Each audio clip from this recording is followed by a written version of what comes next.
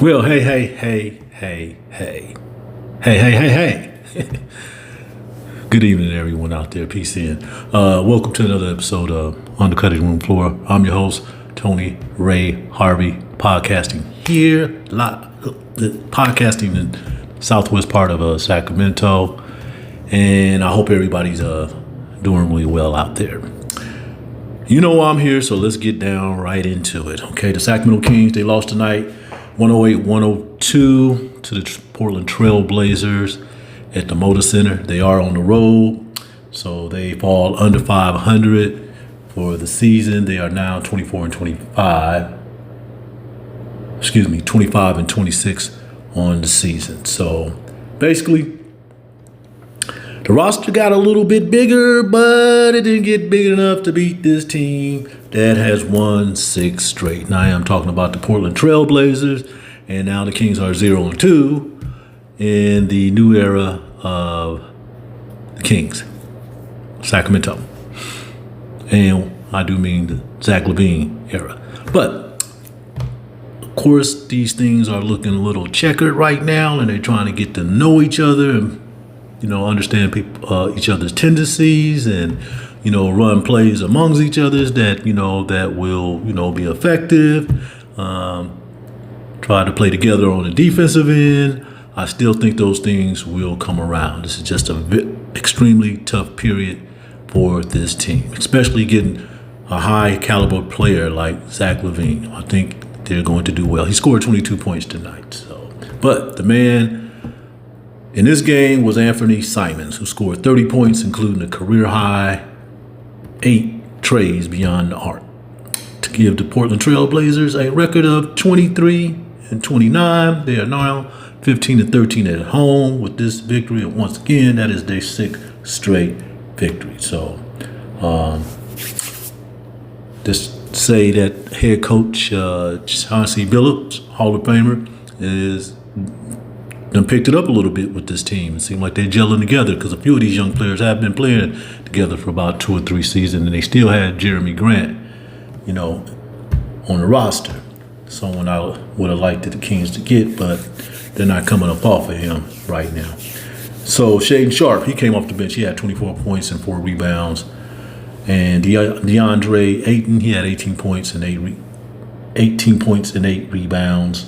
Shaedon Sharpe had 24 points and 4 rebounds, and Deandre Ayton had 18 points and 8 rebounds and 4 assists. Toumani Camara pulled down 14 rebounds for the Portland Trail Blazers, including 5 on the offensive end.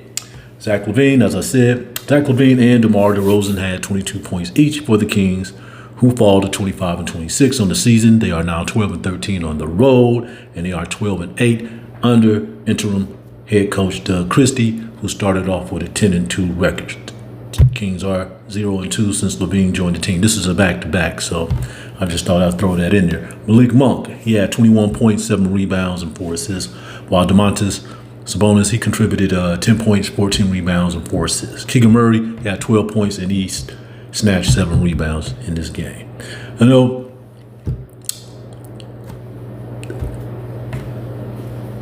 I'm not giving up on the Kings. I'm not going to do that.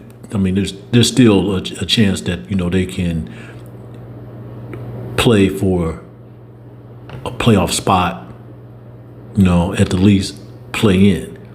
But watching this game tonight, there was a bit of a concern to me, and it wasn't so much of the body language, but it just wasn't that same. I know it was a back-to-back, but it just wasn't that same energy that I was seeing from Domantas Sabonis. Meaning, we know this guy put up, Wilt Chamberlain numbers, night after night after night. Now Fox is gone, okay, and some other things that happened. Oh, yeah, they were able to get Jonas Valanciunas from the Washington Wizards, which I'll talk about that later. And he did play tonight. He flew out from wherever he was to be in Portland to play tonight, and he had 6 points and 5 rebounds. That's cool. Okay, that's what I meant by earlier topic of this discussion, that they got a little bit bigger, and then they picked up another player too that I'll talk about as well. But you don't want to lose Domantas Sabonis. You don't want to lose that passion. You do not want to lose that right now because they still have a chance to make a move. They just have to gel together. I know he's still going to be playing basketball, but tonight, you know, he was playing basketball, but it just didn't seem like it was up to that level that he normally plays, you know.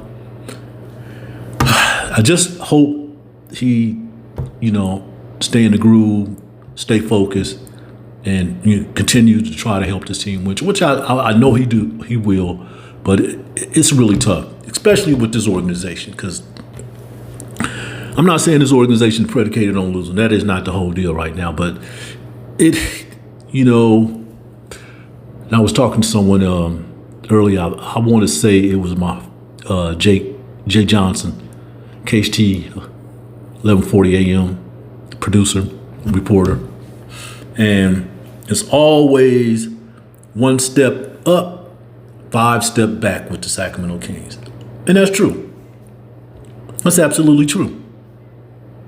And I know De'Aaron Fox's intentions was to move on. And he should. Because he had more losses than he had wins here in Sacramento. And he just wasn't convinced that he was going to be able to move any further with this organization, as far as what he wanted to do and what he wanted the organization to do. Of course, you know, we had the press conference yesterday with the general manager, Monty McNair, and then we had the introductory news conference with Zach LaVine, and Monty was there as well. Everybody know how that all turned out, you know. I said it myself too. I mean, at least for, you know, the questionings and how they were fielded and things like that, I do think they were done in a respected manner. Maybe some people in that room who didn't think so, and I'm not talking about the reporters. You know, that's on you. You know, this is a job that we do, and from my position, I'm talking about from my position.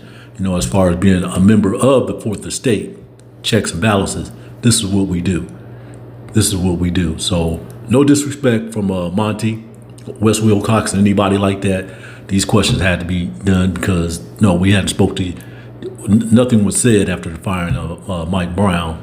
And, of course, you know, a few days later, you know, a week later, you know, things were discussed about De'Aaron Fox.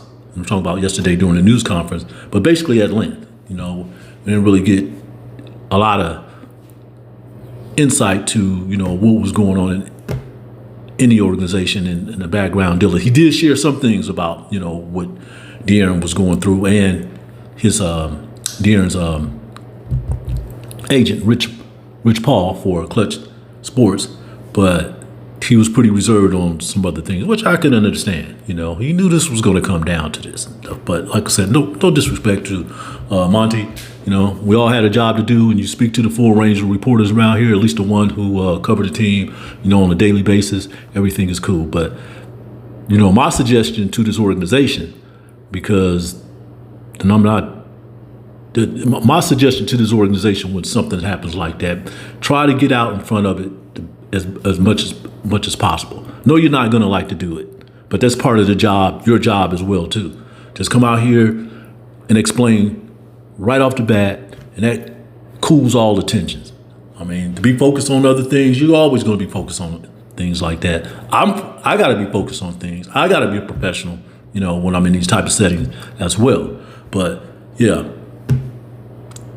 to let it go on for how many days, a little over a month, you know, 5 weeks, that doesn't really help the situation, at least on the reporting end, or your end as well. Because those questions right there, most of those questions in that room, they were scripted.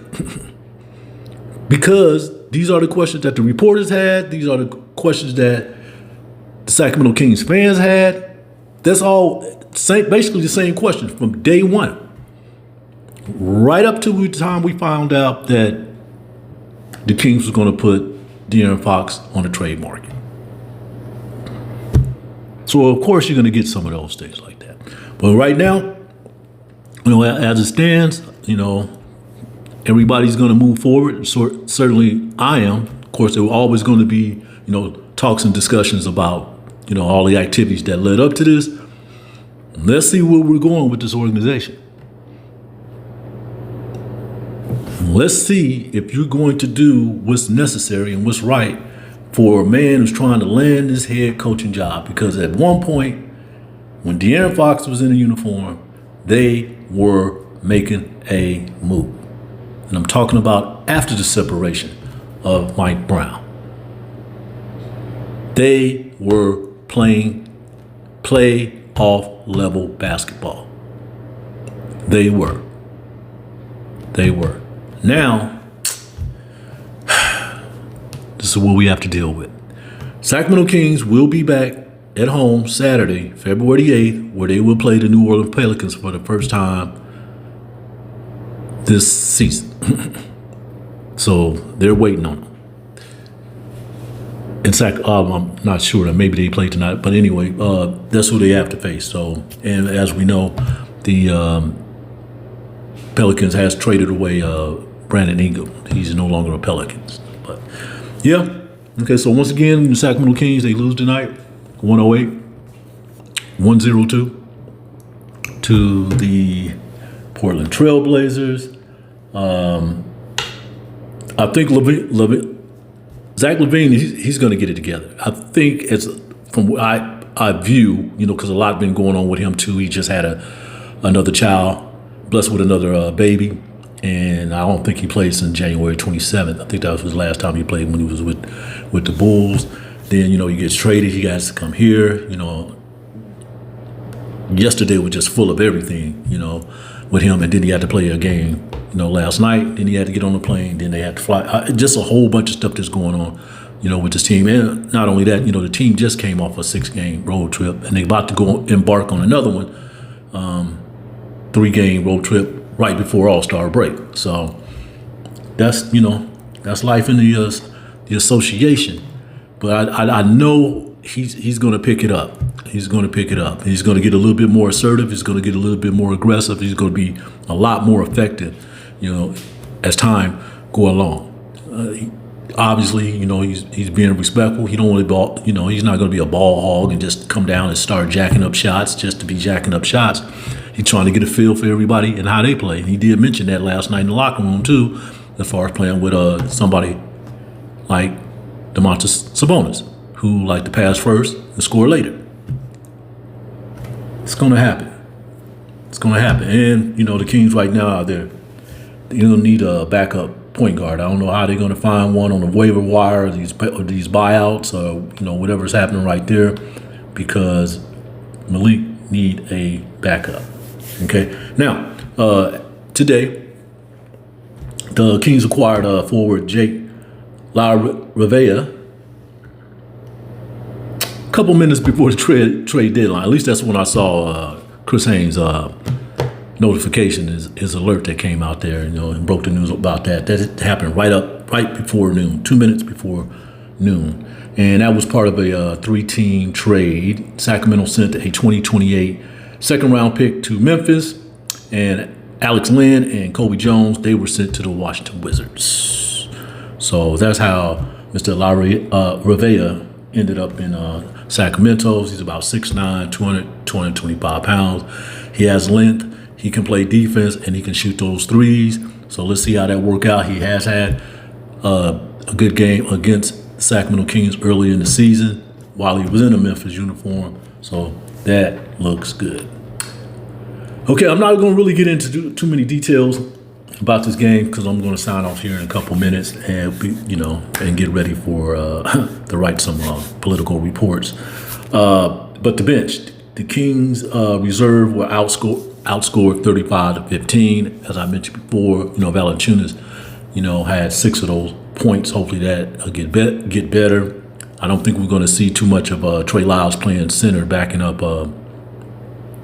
Domantas, going forward, especially with Alex Len, who was a trade away. And I do want to, give a shout out to Alex Len, nothing but a professional. I know he was getting his hair cut here south side of Sacramento, not in the Greenhaven area, just across over the overpass some gentlemen on a barbershop there. That was one of his places, to get his hair cut and stuff. And ran into him a couple times. Just a great stand-up guy. I know things was still kind of weird with him, with the situation that's going on in Ukraine. But now, he's still in the league. He still got a job, and hopefully everything will be okay with that. Kobe Jones, I was hoping everything will work out with him here in Sacramento Kings uniform as well. But, these things happen. This is a business.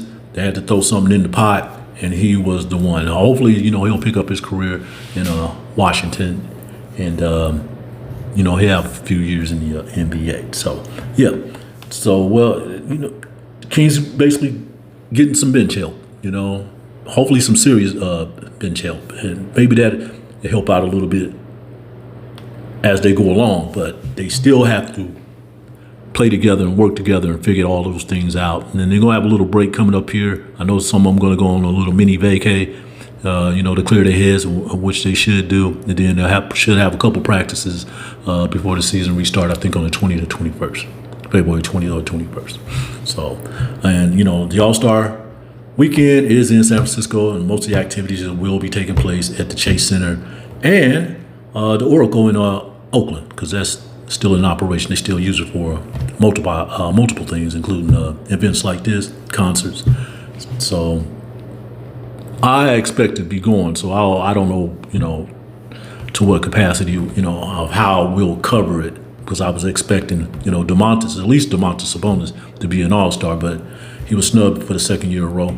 Okay, that's the deal. Folks, hey, thanks for stopping in for another episode of on the cutting room floor. I'm the host, Tony Ray Harvey. I cover the Kings. I've been covering the Kings. There'll be, at the end of the season, it'll be 24 years. So 23 years I've been covering the team. I'm getting close to a quarter century, so I'm liking that fact too. I'm gonna keep covering them too. I will still keep recording these podcasts, at least when they're on the road for special occasions, and sometimes after a home game, if I'm able to. But I do want to thank you for stopping in here. Hit that subscribe button, hit that like button. We're still moving on up, and I will see you soon. Bless all of you. Peace.